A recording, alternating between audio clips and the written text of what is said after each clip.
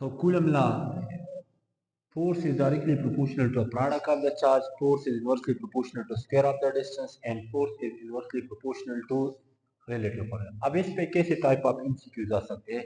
तो number first term में इसको उठाता हूँ कि अगर ऐसा आ जाए कि magnitude of charge is double, magnitude of charge is double, तो फिर हमारे पास कैसे होगा? और अगर ऐसा आ जाए कि ई चार्ज, अगर ये वर्ड आ जाए कि ई चार्ज, तो फिर हमारे पास क्या होगा? और अगर आ जाए मैग्नीट्यूड ऑफ द चार्ज, तो फिर हमारे पास क्या होगा? तो अगर पहले आप मैं ये वाला एक्सप्लेन कर लूँ कि magnitude of a charge is double, तो इसमें सिर्फ इस एक चार्ज की बात होगी, या Q1 की बात होगी या Q2 की। लेकिन अगर वर्ड आ जाए ई चार्ज, तो ई चार्ज का मतलब है कि Q1 भी डबल है और Q2 भी हमारे पास डबल है। तो इस पे हमारे साथ मुख्तलिफ टाइप्स ऑफ एमसीक्यूज बन सकते हैं। पहला नंबर हमारे पास आ सकता है कि if the magnitude of a charge is double, then the coulombic force will be double. लेकिन अगर ऐसा आ जाए if the magnitude of each charge is double, then the coulombic force will be 4 times, क्योंकि each charge अगर आ जाए तो इसका मतलब है कि Q is directly proportional to product of the two charges Q1 and Q2।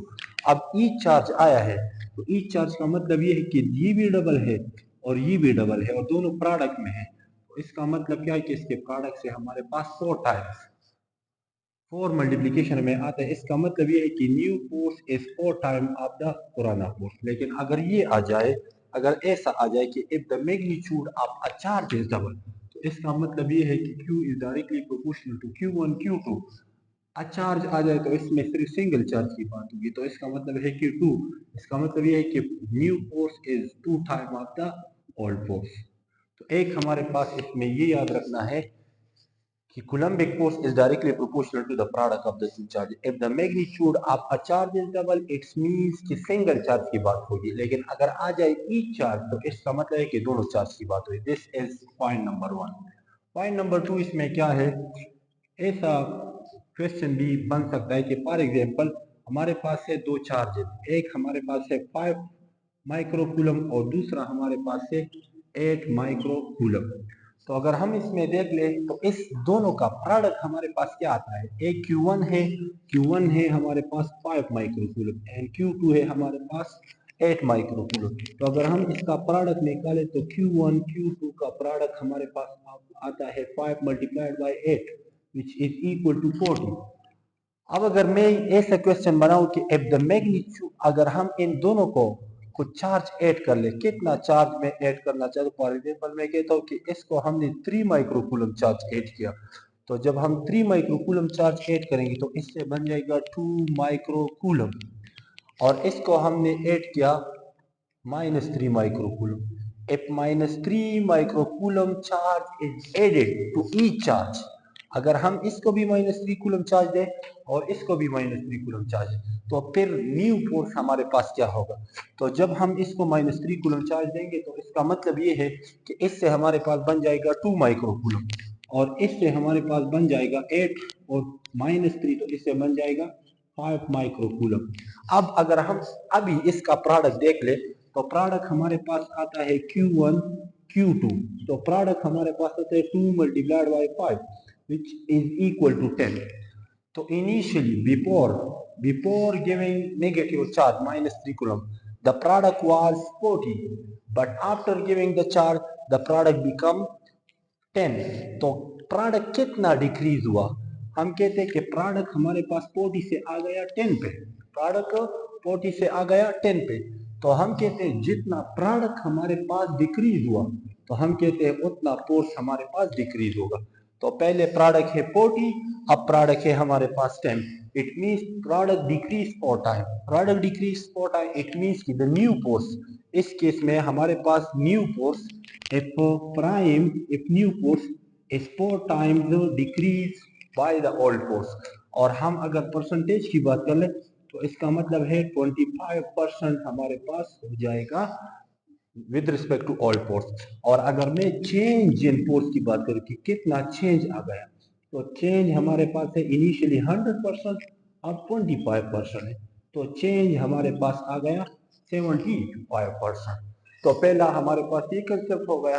अब हमारे पास ये दूसरा कंसेप्ट। अब तीसरा हमारे पास इसमें एक और पॉइंट भी आ सकता है इसी कंसेप्ट पे कि f is directly proportional to q1 q2।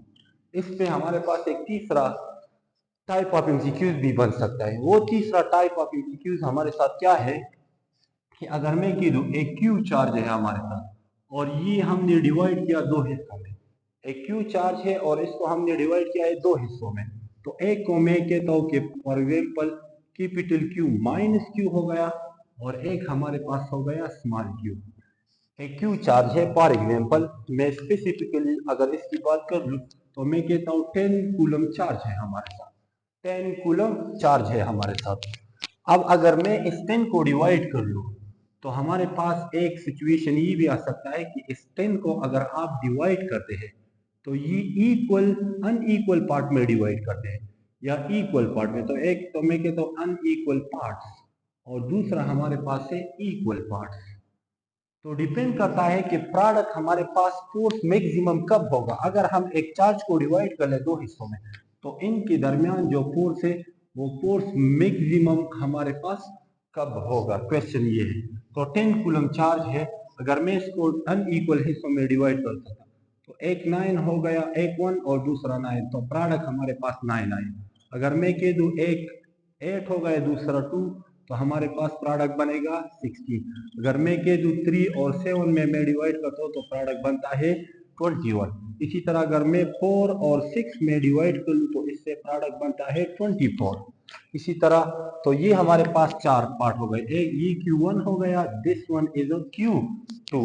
तो ये अनइक्वल पार्ट है। अब अगर मैं उसको इक्वल पार्ट में डिवाइड करूँ तो इक्वल पार्ट का मतलब कि Q1 जितना है उतना हम Q2 भी लेंगे। तो Q1 भी 5 है, Q2 भी 5 है, इक्वल पार्ट है। तो इससे हमारे पास प्रोडक्ट बनता है 25।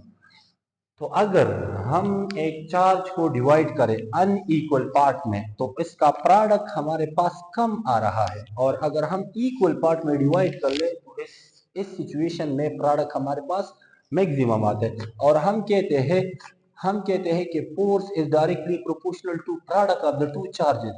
जहां पे प्रोडक्ट हमारे पास ज्यादा तो हम कहेंगे उधर हमारे पास फोर्स ज्यादा रहेगा। यहाँ पे ज्यादा प्रोडक्ट बनेगा तो वहां पे फोर्स भी हमारे पास।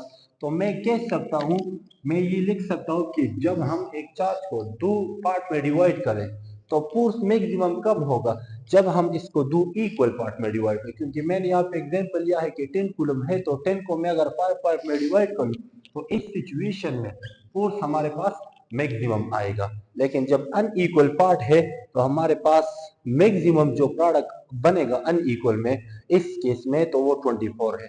तो मैं नोट कर ले, मैं लिख सकता हूं कि फोर्स बिटवीन इक्वल पार्ट, अगर हम एक चार्ज को इक्वल पार्ट में तो ये हमेशा हमारे पास ज्यादा होगा फोर्स बिटवीन अनइक्वल पार्ट्स में, फोर्स बिटवीन अनइक्वल पार्ट्स में। तो ये हमारे पास हो गया पॉइंट नंबर 3।